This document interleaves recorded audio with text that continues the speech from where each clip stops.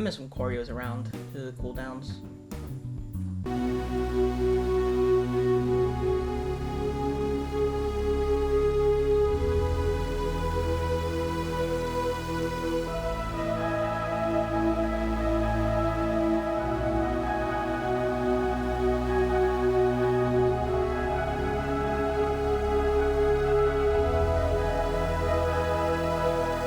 I guess I should talk about the film, but I don't know.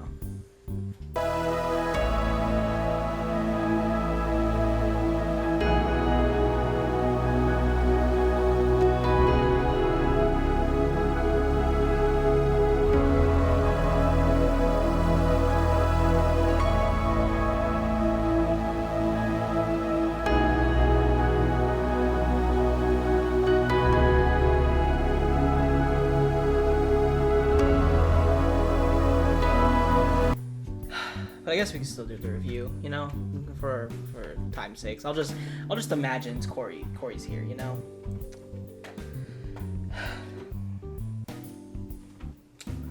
All right, so welcome to the cooldown. My name's Robbie.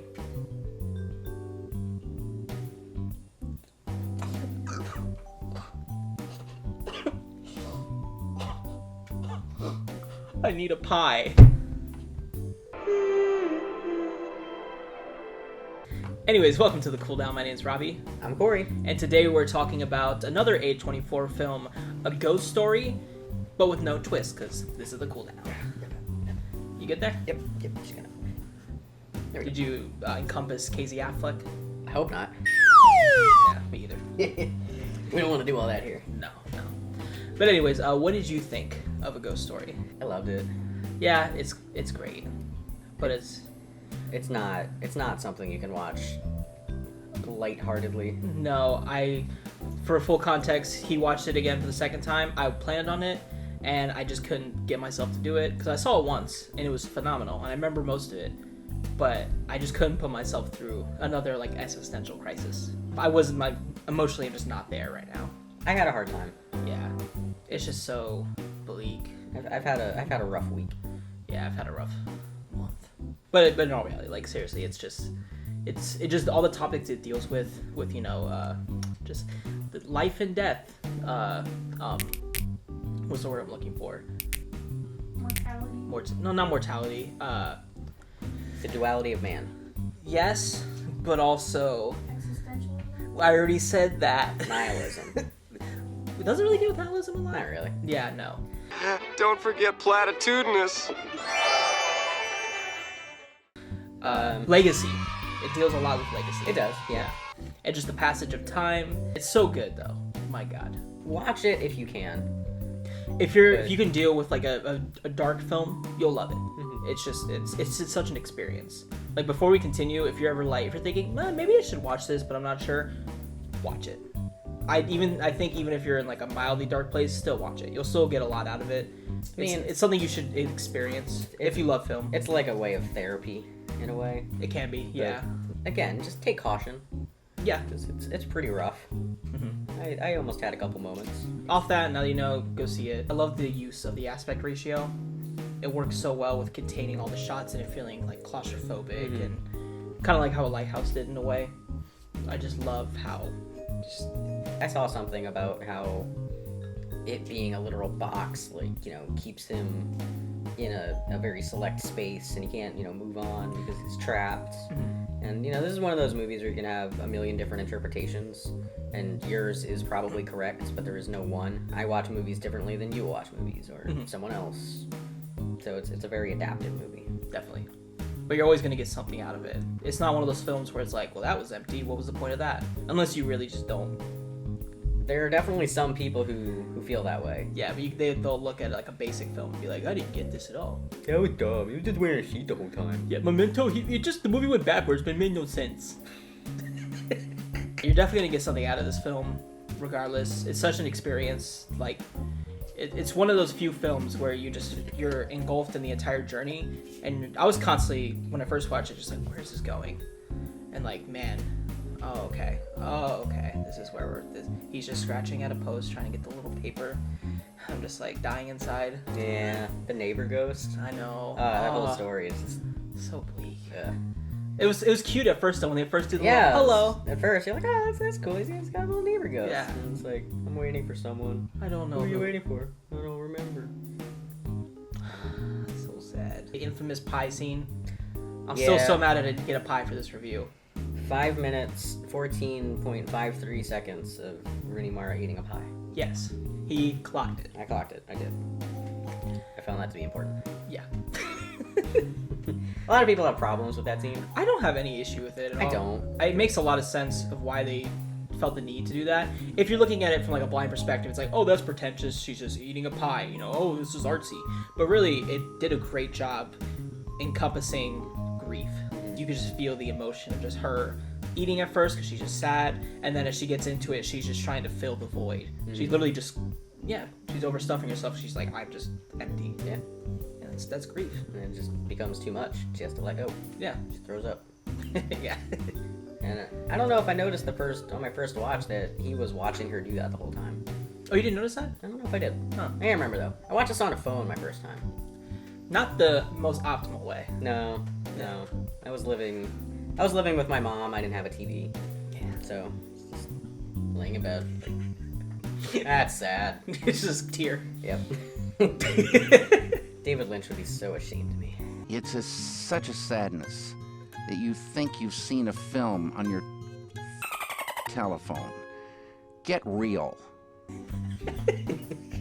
But I'm glad I watched this on a big TV with a sound system and all that.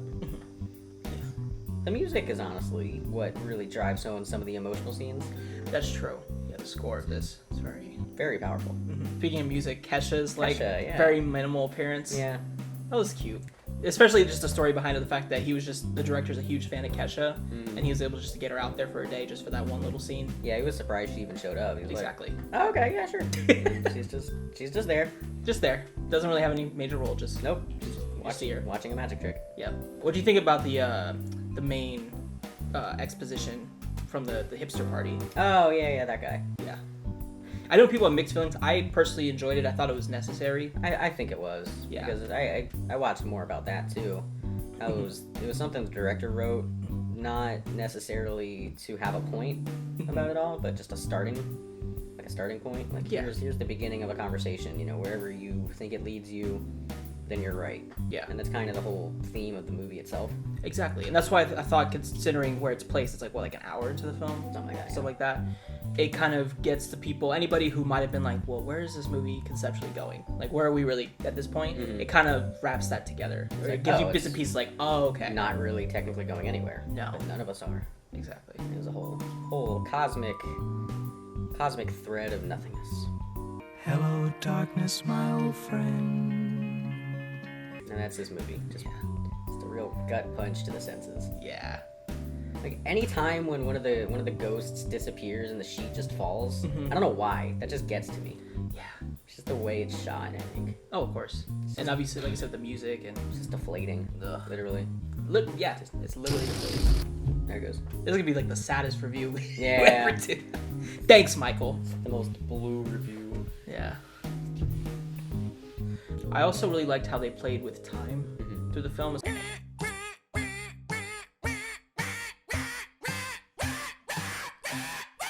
Especially like nearing the end where this, again, cool down spoilers. I say it every time, it doesn't matter. You already know that. Is just how it almost feels like a looping sensation of how it all comes back to the beginning of the film. Yeah. He's locked in that particular place. Yeah. So you see like what happens to the building afterwards. It becomes, a big office building. Then he goes way back in time and it's like a pioneer settling in. Yeah.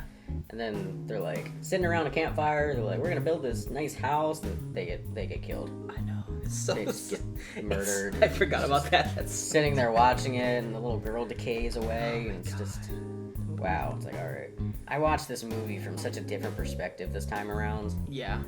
and it almost broke me. That's why I didn't watch it. Yeah. Because I'm feeling too emotionally fragile lately to where I don't need it. Yeah, that's why we gave a nice strong warning in the beginning of this. Yeah.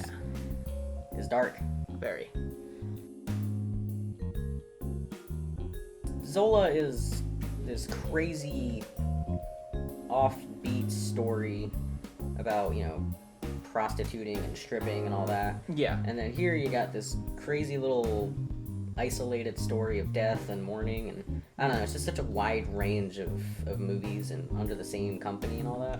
Yeah, which is why I do appreciate A24. That's why I Since this is like our little thing on A24, I just love that every movie they seem to get, it's always an original thing, and it can vary from, like you said, a weird, quirky underbelly of like Florida prostitution to existential, what is the meaning of life, Yeah. like movie. I don't think there's a lot of studios or production companies that are putting out such a wide variety of movies. No, there's none as consistent. Which is why I will always go to an A24 movie just to see what it's gonna be.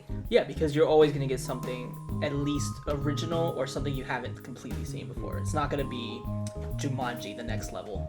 You're not just going to get some... Jumanji, the bedsheet Fodder. level. Yeah.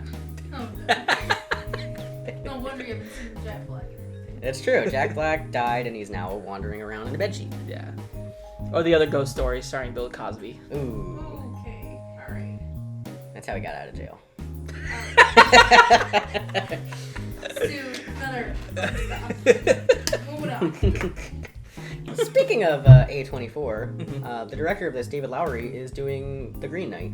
That's Remember right. We saw that trailer Yeah. in Zola, and I can't wait for that. That looks great. It looks so weird.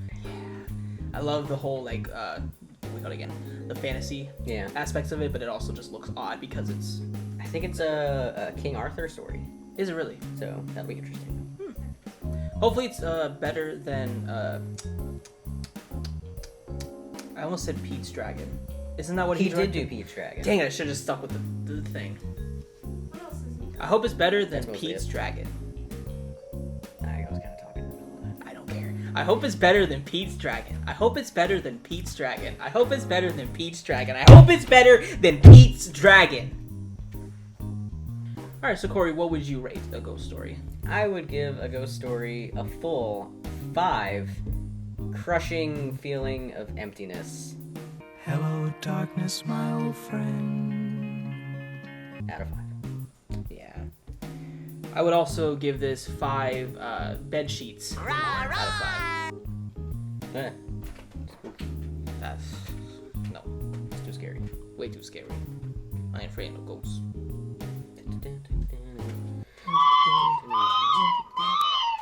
Thank you guys so much for watching. Be sure to like, comment, subscribe. Let us know what movies you want us to watch next. Let us know what hot sauces you guys think we should try. We don't know what we're going to be watching next week yet. It might be this, it might be something else, but, you know, leave a comment down below. Let us know. Check out our Instagram, our social medias, and leave a suggestion there. Robbie?